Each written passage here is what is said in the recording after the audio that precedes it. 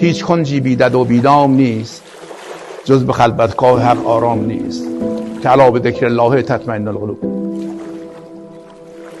اصلا کار نداره تو کی هستی، تا حالا چجوری زندگی کردی، چم گناه کردی، ثواب که اصلا کار این کارو نداره. و به محض صدایش میزنی ادعونی استجب لکم، ادعونی استجب لکم.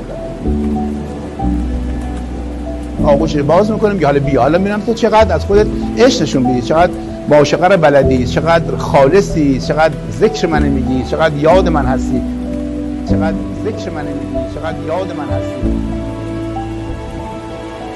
برای آنچنان در توبه رو برای تو باز گذاشته که نمیدان چقدر شگفت انگیز داره. اصلا نه منشی داره، نه سکرتری داره، نه اجازه میخواد، هیچی. به خاطر میبخشه، به خاطر میبخشه. اولین وادی در وادی معرفت و کمال وادی طلب است. بخوایم از خداوند و ما چنین خدایی رو داریم، ولی چون حس قشنگی بهش نداریم، چون ازش میترسیم، تصویر درستی از همچین خدایی نداریم و نمیدونیم که این خدا تعهد کرده است که ان الله یدافع عن الذین آمنوا، تعهد کرده که از ما دفاع کنه، تعهد کرده که مراقب ما باشه. ولی چه کنیم وقتی از اون دوریم؟ چه کنیم؟